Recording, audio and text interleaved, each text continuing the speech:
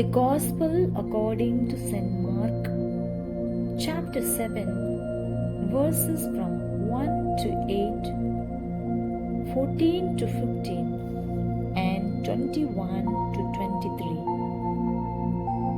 At that time, when the Pharisees gathered together to Jesus with some of the scribes who had come from Jerusalem, they saw that some of his disciples ate with hands defiled, that is, unwashed. For the Pharisees and all the Jews do not eat unless they wash their hands, observing the tradition of the elders. And when they come from the marketplace, they do not eat unless they purify themselves. And there are many other traditions which they observe: the washing of cups and pots and vessels of bronze. And the Pharisees and the scribes asked him, "Why do your disciples not walk according to the tradition of the elders, but eat with defiled hands?" He said to them, "Well, did Isaiah prophesy of you hypocrites as it is written? The people honor me with their lips, but their heart is far from me. In vain do they worship me, teaching as doctrines the precepts of men. You leave the commandment of God and hold fast the tradition of men." And he called the people to him again and said to them, "Hear me, all of you, and understand. There is nothing outside a man which, by going into him, can defile him. But the things which come out of a man are what defile him full. Far from within, out, but the things which come out of a man are what defile him full. For from within, out of the heart of man, come evil thoughts, fornication, theft, murder, adultery, coveting, wickedness, deceit, licentiousness, envy, slander, pride, foolishness. All these evil things come from within, and they defile a man." The Gospel of the Lord. Reflection. The purpose of God's laws is to unite us in love with God and His people. Otherwise, laws will only serve as barriers to fairness and morality in interpersonal interactions. Laws for the sake of laws without any consideration for the welfare of people will only be oppressive. Religion has to be a loving and obedient relationship with God. Quoting the prophet Isaiah, Jesus says, "These people honors me with their lips, but their heart is far from me.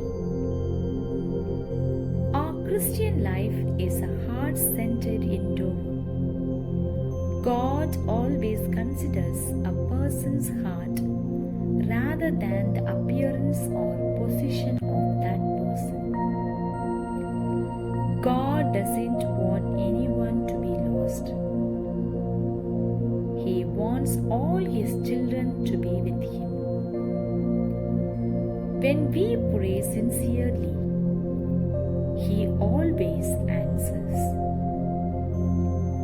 When we come to the church, sometimes we don't behave like we ought to. We often fail to treat people with the respect they deserve as persons, created in the image and likeness of God. In the church, we talk, have fun, and do a lot of other things. When we partake in the Eucharist, we must give God our entire selves, heart, mind, body, and soul, and let Him have everything.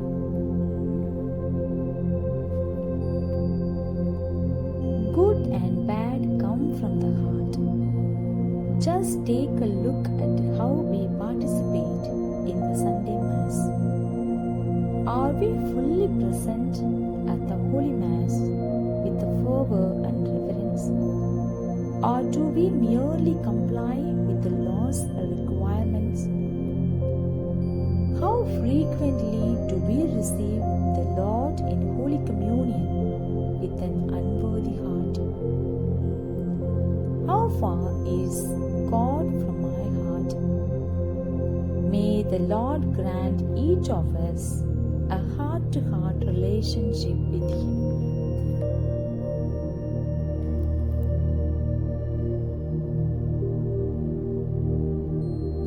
Psalm 15, verses from 2 to 5. O Lord, who may able to abide in your tent? Who ever walks without fault? Who does what is just and speaks the truth from his heart? Who does not slander with his tongue? O Lord, who may abide in your tent? Who does no wrong to a neighbor? Who causes no slur on a friend? Who looks with scorn at a wicked, but honors those who fear the Lord? O Lord, who may abide in your tent? Who lends no money at interest and accepts no bribes against the innocent?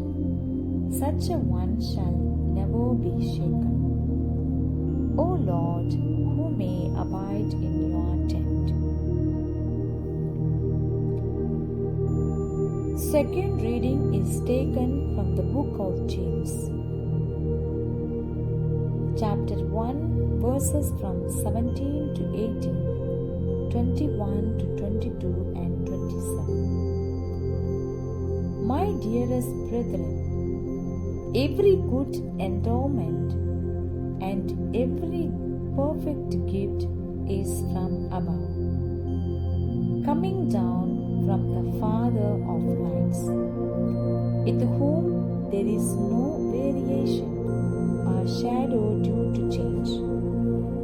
Of His own will He brought us forth by the word of truth, that we should be a kind of first fruits of His creatures.